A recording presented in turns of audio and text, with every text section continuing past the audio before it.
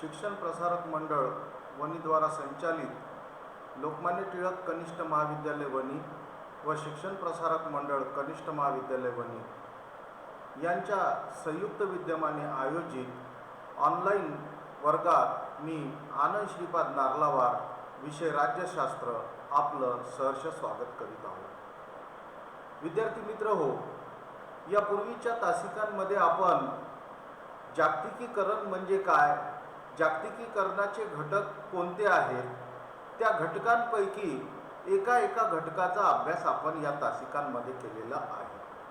पहिल्या तासिकेमध्ये आपण आर्थिक घटकाचा अभ्यास केलेला आहे, त्यानंतरच्या तासिकेमध्ये आपण राजकीय घटकाचा अभ्यास केलेला आहे, त्यानंतरच्या तासिकेमध्ये आपण विचार प्रणालीचा अभ्यास केलेला आहे। आता या तासिकेमध्ये आपण तंत्रज्ञान या विषयाची माहिती आपण या तासिकेमध्ये पाहणार आहोत। त्यापूर्वी विचार प्रणाली म्हणजे काय हे पाहत असताना 1991 पूर्वीच्या कोणत्या विचार प्रणाली अस्तित्वात होत्या आणि 1991 नंतर विचार प्रणालीमध्ये कोणत्या पद्धतीचा बदल झाला याची माहिती आपण या पूर्वीच्या तासिकेमध्ये पाहिलेली आहे।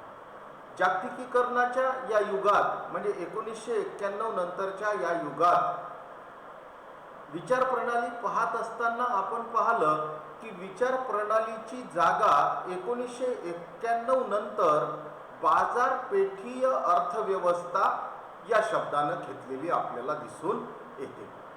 त्यामध्ये आपण पाहत असताना पाहिलं भांडवलशाही जी अमेरिकेनं स्वीकारलेली आहे, त्या अर्थव्यवस्थेला भांडवलशाही बाजारपेठीय अर्थव्यवस्था असे म्हणतात। तर कल्याणकारी बाजारपेठीय अर्थव्यवस्था ही पश्चिम युरोपातील राष्ट्रांनी स्वीकारलेली आपल्याला दिसून येते। तर साम्यवादी देशांनी साम्यवादी बाजारपेठीय अर्थव्यवस्था म्हणजे चीन झालं, रशिया झालं, यासारख्या देशांनी साम्यवादी बाजारपेठीय अर्थव्यवस्था स्वीकारलेली आपल्याला दिसून येते। परंतु भारतासारख्या देशांनी मात्र बाजारपेठीय अर्थव्यवस्था हा शब्दप्रयोग न वापरता आर्थिक उदारीकरण हा शब्दप्रयोग वापरलेला आहे। आपण हे या पूर्वीच्या तासिकेमध्ये पाहिलेलं आहे। त्यामध्ये आर्थिक उदारीकरण म्हणजे काय हे सुद्धा मी तुम्हाला सांगितलेलं आहे। या तासिकेमध्ये आपण बाजारपेठीय अर्थव्यवस्था म्हणजे काय याची माहिती आपण थोडक्यात पाहणार आहोत। विद्यार्थी मित्र हो, 1991 नंतर जगातील बहुसंख्य राज्यांनी गॅट करारावर स्वाक्षरी केलेली आहे आणि गॅट करारामुळे एका राज्याला दुसऱ्या राज्यात व्यापार करण्याची परवानगी मिळालेली आहे आणि त्यामुळे जगातील राज्यांचं रूपांतर हे बाजारपेठेमध्ये झालेलं आपल्याला दिसून येते। 1991 नंतर आपण गॅट करारामध्ये कोणकोणती राष्ट्र होती ते आपण या नकाशामध्ये पहा। हा जो फेंट ब्ल्यू कलर आहे हे गॅट करारामध्ये समाविष्ट असणारे राज्य आहे। म्हणजेच या राज्यांनी काय केलेलं आहे की आपल्या राज्यात इतर राज्यांना म्हणजे हा भारत आहे, तर भारताने अमेरिकेला आपल्या राज्यात व्यापार करण्याची परवानगी दिलेली आहे। इतकंच नव्हे तर चीनला सुद्धा भारतात व्यापार करता येतो। भारताला अमेरिकेमध्ये सुद्धा व्यापार करता येतो आणि भारताला चीनमध्ये सुद्धा व्यापार करता येतो। याचाच अर्थ काय झाला की गॅट करारामध्ये फेंट ब्ल्यू कलरमध्ये जे राज्य आहेत त्या राज्यांमध्ये एकमेकांच्या राज्यांमध्ये व्यापार करण्याची परवानगी देण्यात आलेली आहे आणि त्यामुळे या जगाचं रूपांतर हे कशात झालेलं आपल्याला दिसून येतो, बाजारपेठेमध्ये झालेला आपल्याला दिसून येते आणि म्हणून या अर्थव्यवस्थेला बाजारपेठीय अर्थव्यवस्था असं म्हटलं गेलेलं आपल्याला दिसून येते। भारताचा अमेरिकेत व्यापार आहे, अमेरिकेचा भारतात व्यापार आहे, भारताचा चायनामध्ये व्यापार आहे, चायनाचा भारतामध्ये मोठ्या प्रमाणात व्यापार असलेला आपल्याला दिसून येतो। इतकंच नव्हे तर भारताचा पाकिस्तानमध्ये, श्रीलंकेमध्ये यासारख्या देशांमध्ये व्यापार असलेला आपल्याला दिसून येतो. आता याला बाजारपेठीय अर्थव्यवस्था म्हणजे जगाचं रूपांतर कशात झालेलं आहे? बाजारपेठेमध्ये झालेलं आहे. राज्य राहिली नाही तर राज्याचं रूपांतर हे बाजारपेठेमध्ये झालेलं आहे. त्यामध्ये आपण पाहतो की भारताची लोकसंख्या जास्त असल्यामुळे भारतामध्ये बाजारपेठ ही मोठ्या प्रमाणात असलेली आपल्याला दिसून येते आणि त्यामुळे भारतासोबत सर्व देश, मग अमेरिका असेल, चायना असेल, ऑस्ट्रेलिया असेल, आफ्रिका खंडातील देश असतील, हे सर्व देश भारतासोबत आपले संबंध चांगले कसे राहतील आणि आपल्याला भारतात जास्तीत जास्त व्यापार कसा करता येईल या दृष्टीनं प्रयत्न करत असताना आपल्याला दिसून येतात. आणि त्यामुळे आपण आजही पाहतो की आजही भारत आणि चायनामध्ये तणाव असताना बहुसंख्य राष्ट्र ही कोणाच्या बाजूने उभी राहिली? भारताच्या बाजूने उभी राहिलेली आपल्याला दिसून येतात. त्यामध्ये भारतामध्ये त्यांना जो व्यापार करायला मिळतो तो व्यापार हे सुद्धा एक कारण असू शकते. इतकंच नव्हे तर भारताची बाजू बरोबर असल्यामुळे सुद्धा अनेक देश भारताच्या बाजूने उभे राहत असताना आपल्याला दिसून येतात. या बाजारपेठीय अर्थव्यवस्थेचा परिणाम काय झाला? तर या बाजारपेठीय अर्थव्यवस्थेचा परिणाम एका राज्याला दुसऱ्या राज्यात व्यापार करता यायला लागला आणि त्यामुळे त्या राज्यातून मोठ्या प्रमाणात संपत्ती त्या राज्याला मिळवता येऊ लागली आणि त्याचा परिणाम आपल्या राज्याचा विकास साध्य करण्यासाठी ते राज्य प्रयत्न करत असताना आपल्याला दिसून येते. उदाहरणार्थ सांगायचं म्हणजे की भारताची अर्थव्यवस्था आहे. भारताच्या अर्थव्यवस्थेमध्ये मोठ्या प्रमाणात उत्पन्न हे इतर राज्यातून येताना आपल्याला दिसून येतं. त्यामागचं कारण भारताला जो व्यापार इतर राज्यांमध्ये करता येतो आणि मग तिथून जो नफा मिळवला जातो त्या नफ्यावर जे कर मिळते ते भारताला मिळत असताना आपल्याला दिसून येते आणि त्यामुळे प्रत्येक राज्याची अर्थव्यवस्था या बाजारपेठीय अर्थव्यवस्थेमुळे मजबूत झालेली आपल्याला दिसून येते. या बाजारपेठीय अर्थव्यवस्थेचा दुसरा परिणाम काय झाला? तर दुसरा परिणाम असा झाला की बाजारपेठीय अर्थव्यवस्थेमुळे एक राज्य दुसऱ्या राज्यासोबत चांगले संबंध प्रस्थापित करण्याचा परिणाम झालेला आपल्याला दिसून येतो किंवा एक राज्य दुसऱ्या राज्यासोबत चांगले संबंध प्रस्थापित करताना आपल्याला दिसून येते आणि त्यामुळे जगामध्ये युद्धाची शक्यता मात्र आज मावळलेली आपल्याला दिसून येते. इतकं असूनही कधी कधी युद्धजन्य परिस्थिती निर्माण होतेच, होत नाही असं नाही, परंतु बाजारपेठीय अर्थव्यवस्थेमुळे आपल्या देशात आज मोठ्या प्रमाणात बाहेरच्या देशाचा पाठिंबा मिळत असताना आपल्याला दिसून येतो. या ठिकाणी तुमच्या लक्षात आलं असेल की बाजारपेठीय अर्थव्यवस्था म्हणजे काय. या ठिकाणी लक्षात घ्या, जग हे एका बाजारपेठेत रूपांतरित झालं आणि एका राज्याला दुसऱ्या राज्यात व्यापार करण्याची परवानगी मिळाली आणि दुसऱ्या राज्यातून आपल्या राज्याला नफा मिळवण्याची मुभा मिळाली आणि त्यामुळे आपल्या राज्याची अर्थव्यवस्था ही मजबूत होताना आपल्याला दिसून येते आणि त्यामुळे या अर्थव्यवस्थेला बाजारपेठीय अर्थव्यवस्था असे म्हणतात.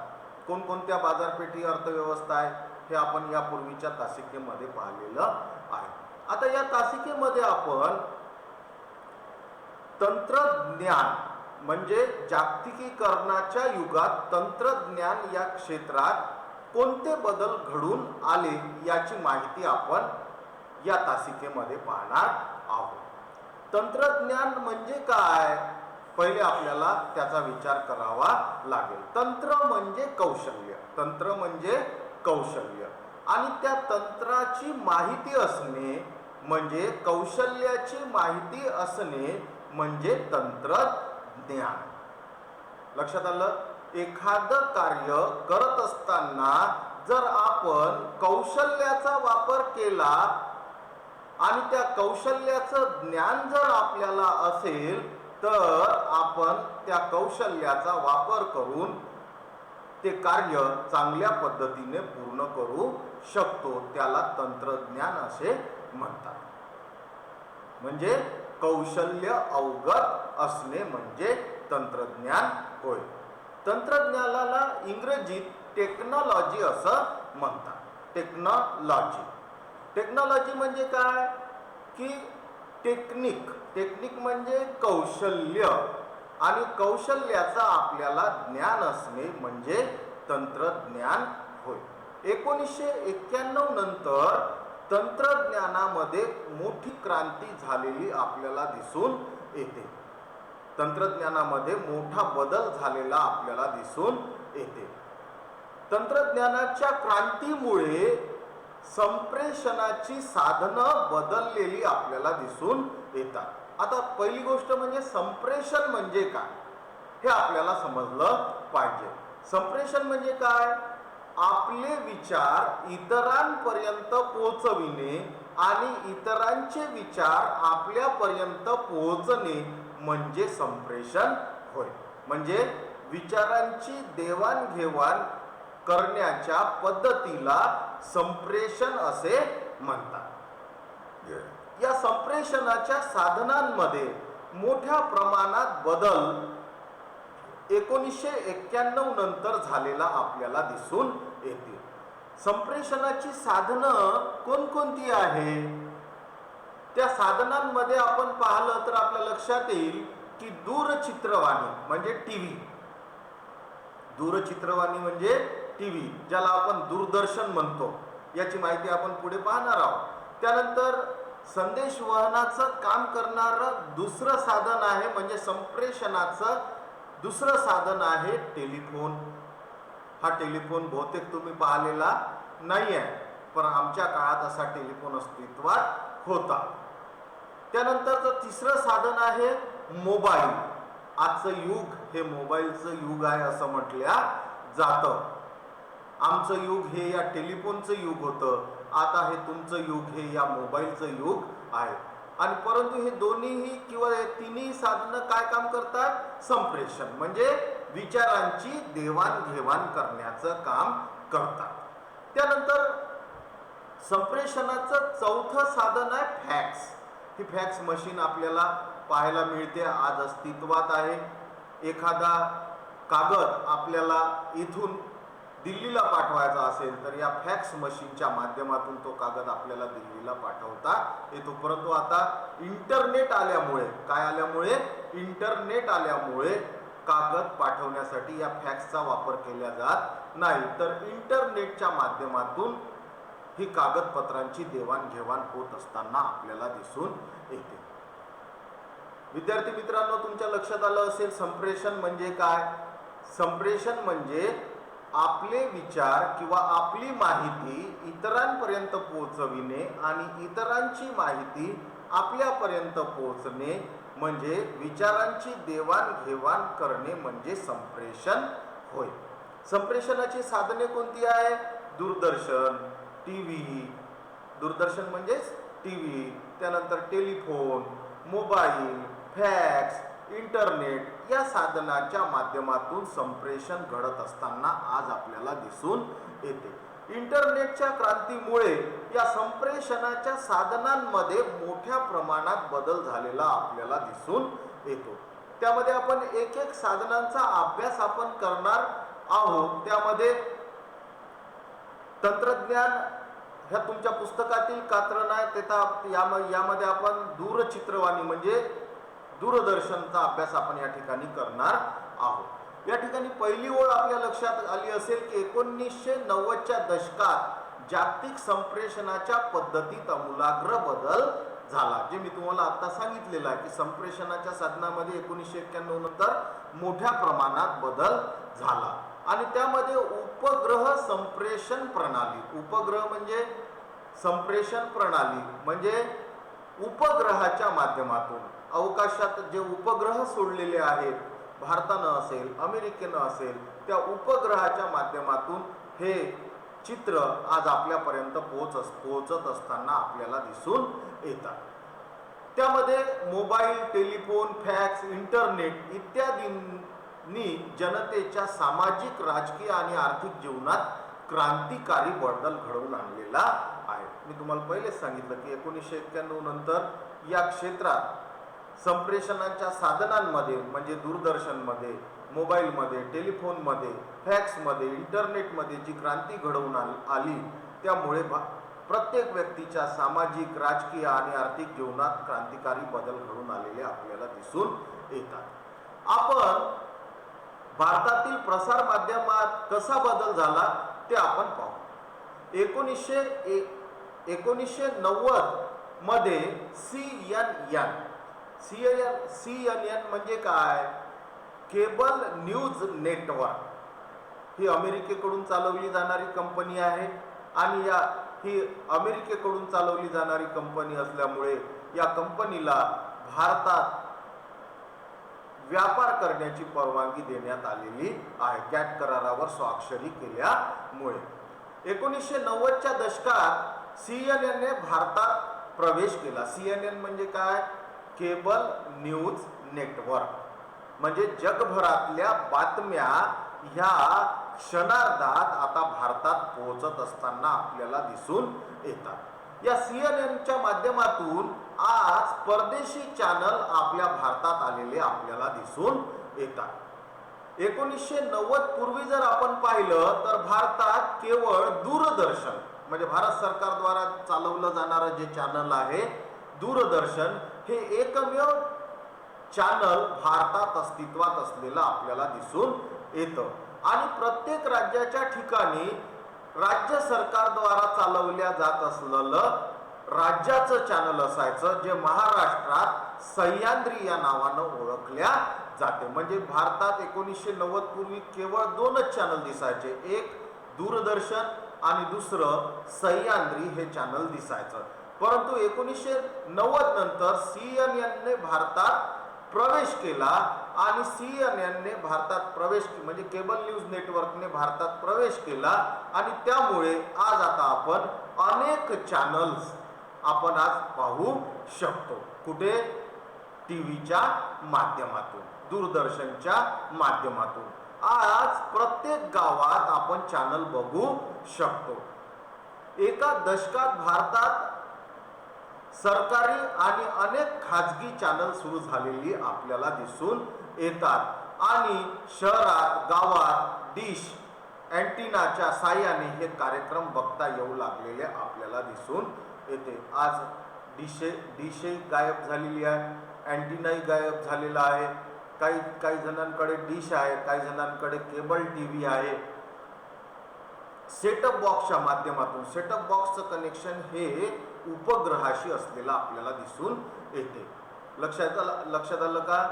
दूरदर्शनमध्ये क्रांतिकारी बदल हा कोणत्या काळामध्ये घडून आला? 1990 नंतर घडून आला. त्याला CNN म्हणजे काय? केबल न्यूज नेटवर्कने भारतात प्रवेश केला आणि भारतामध्ये अनेक चॅनल दिसायला सुरुवात झालेली आपल्याला दिसून येते. 1990 पूर्वी भारतात केवळ 2च चॅनल दिसायचं, एक केंद्र सरकारद्वारे चालवलं जाणारं दूरदर्शन आणि दुसरं राज्य सरकारद्वारे चालवल्या जाणारं राज्याचं प्रादेशिक चॅनल आम्ही त्याला म्हणत होतो. महाराष्ट्राचं प्रादेशिक चॅनल आहे सह्याद्री. हे 2च चॅनल दिसत होती केव्हा? 1990 पूर्वी. परंतु 1990 नंतर मात्र या दूरचित्रवाणीमध्ये मोठा आमूलाग्र बदल झाला आणि केबल न्यूज नेटवर्कनी भारतात प्रवेश केला आणि त्यामुळे आज भारतात अनेक चॅनल्स आपल्याला दिसत असलेले आपल्याला दिसून येतात. त्या चॅनलची अनेक नावं तुम्हाला माहीत आहे. त्यातील काही चॅनल ही भारताची स्वतःची आहे म्हणजे भारतातील उद्योग करणाऱ्या लोकांनी निर्माण केलेली आहे, तर काही चॅनल्स ही परदेशातील असलेली आपल्याला दिसून येतात. डिस्कवरी, हिस्ट्री ह्यासारखे जे चॅनल आहे ते चॅनल परदेशातून प्रक्षेपित केल्या जात असलेले आपल्याला दिसून येतात. त्यामध्ये CNN सुद्धा आहे. CNN नावाने सुद्धा चॅनल आहे ते चॅनल सुद्धा परदेशातून म्हणजे अमेरिकेतून प्रक्षेपित केल्या जात असताना आपल्याला दिसून येते. केवळ टी व्हीमध्येच बदल झाला असं नाही किंवा अनेक चॅनल दिसायला लागले असं नाही, तर टी व्हीमध्ये टी व्हीची स्क्रीन ही चपटी होत गेलेली आपल्याला दिसून येते. म्हणजे टी व्ही ठेवायसाठी पूर्वी मोठी जागा लागायची, ती जागा आज टी व्ही एका भिंतीवर सुद्धा अडकल्या जाऊ शकत असलेला आपल्याला दिसून येतो. आणि आता येणारा जो पुढचा काळ आहे त्यामध्ये तुमच्या घरात टी व्ही हा गायब झालेला असेल.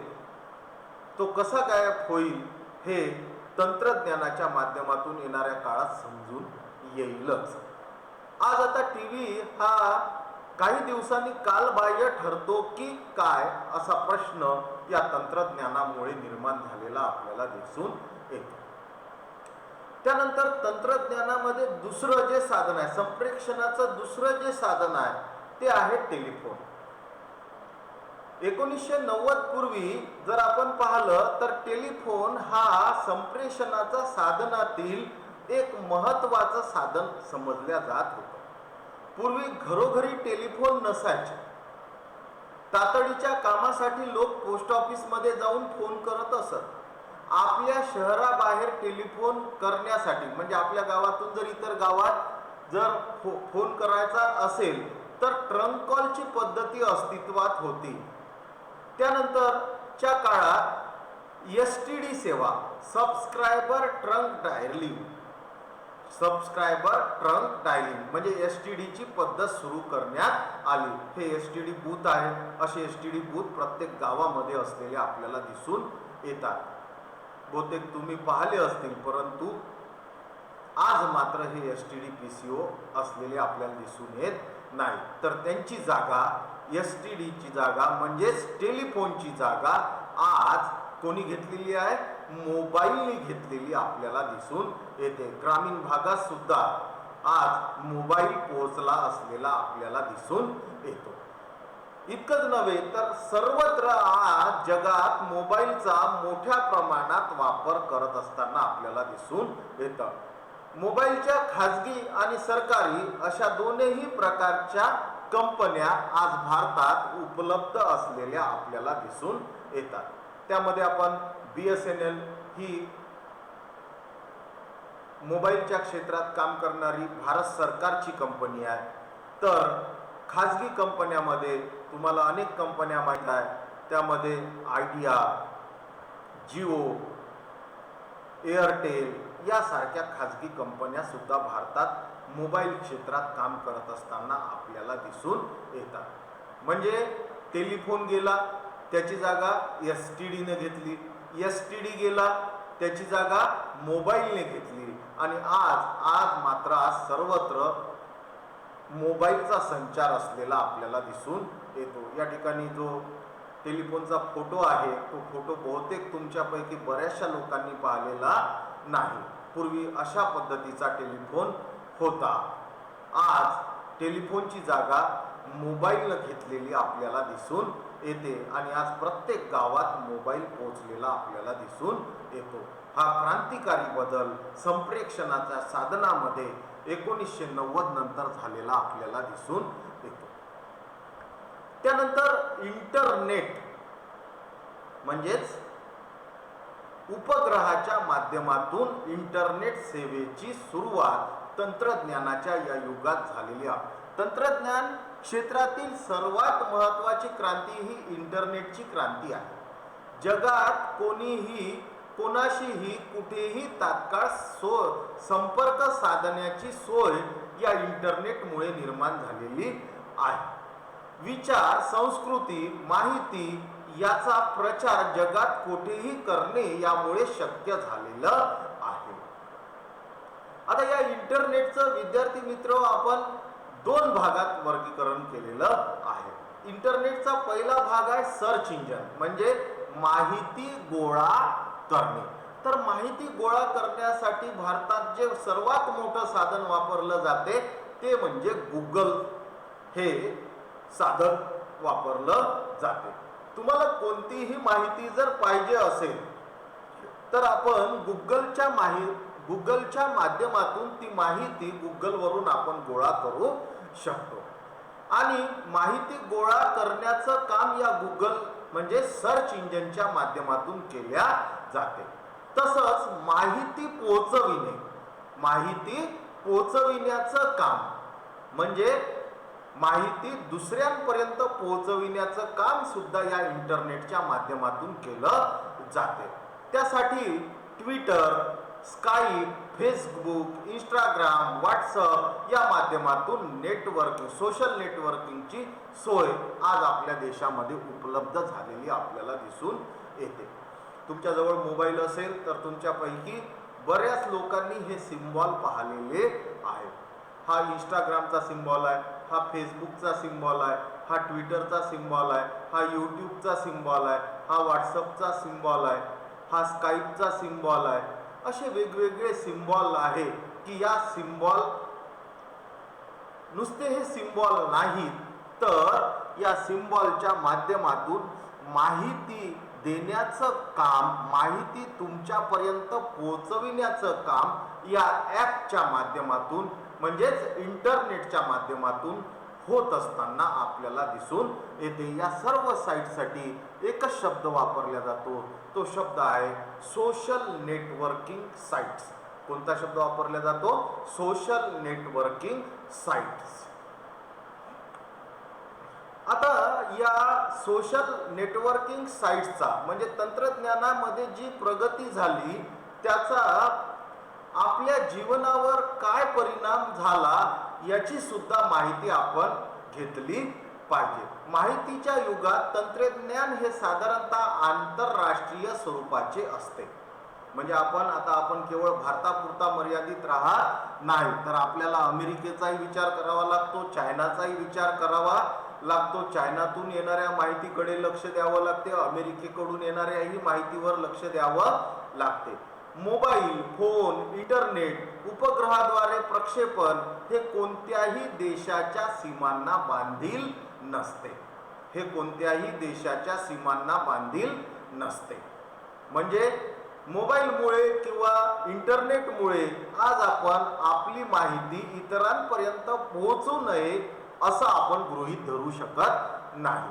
म्हणजे देशांच्या सीमा या इंटरनेटमुळे ओलांडल्या गेलेल्या आपल्याला दिसून येतात आणि त्यामुळे सीमापार गट, संस्था, बिगर राजकीय घटक आणि NGO असे ट्रान्सनॅशनल कॉर्पोरेशन आणि गुन्हेगारी दहशतवादी संघटना असे अनेकांवर या गोष्टीचा परिणाम झालेला आपल्याला दिसून येतो की ह्या एका राज्यापुरता मर्यादित राहिले नाही तर आज NGOचं क्षेत्र हे संपूर्ण जग बनलेलं दिसून येते।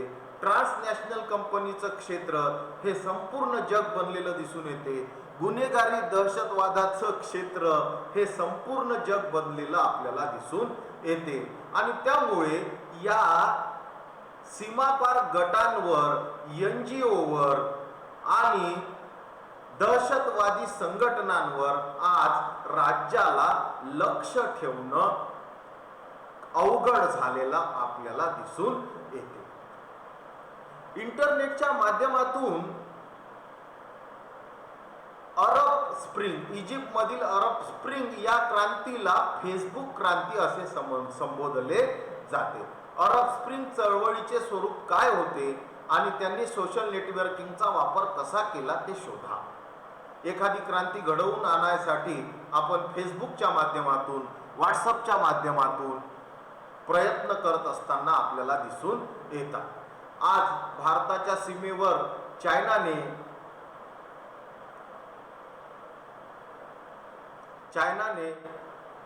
वाद निर्माण केलेला आहे।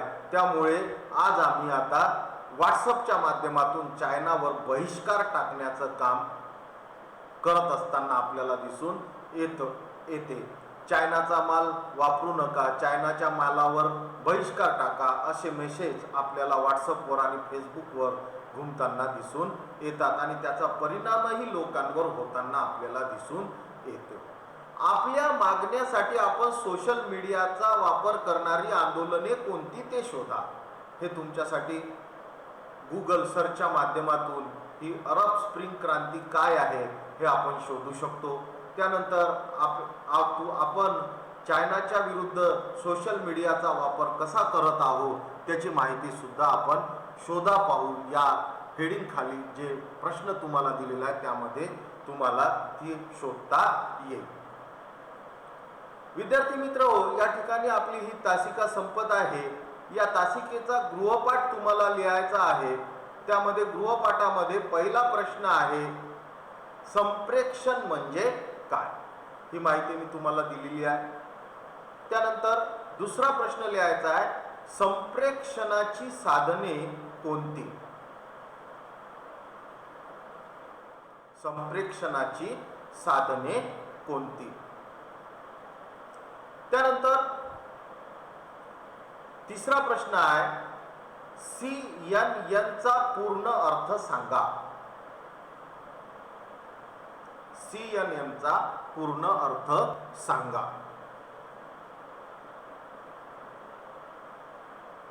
त्यानंतर चौथा प्रश्न आहे टेलिफोनची जागा आज कोणी घेतली.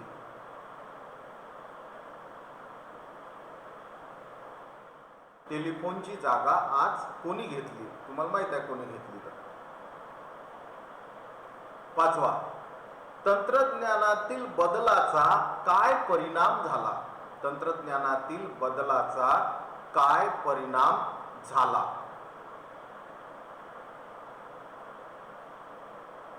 विद्यार्थी मित्र, हे प्रश्न तुमच्या गृहपाठासाठी आहे. हे प्रश्न आपण वहीत लिहिले पाहिजे आणि ते सोडवले पाहिजे.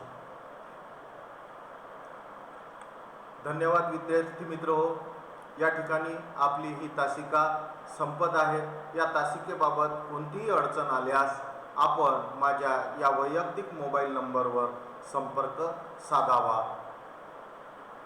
आनंद श्रीपाद नारलावार 9922778804. तुम्हाला आमचा हा व्हिडिओ कसा वाटला याची माहिती सुद्धा तुम्ही आपण या मोबाईल नंबरवर आमच्यापर्यंत पोहोचवू शकता. धन्यवाद. करोना आहे, घरी राहा, सुरक्षित राहा, करोनापासून सावध राहा.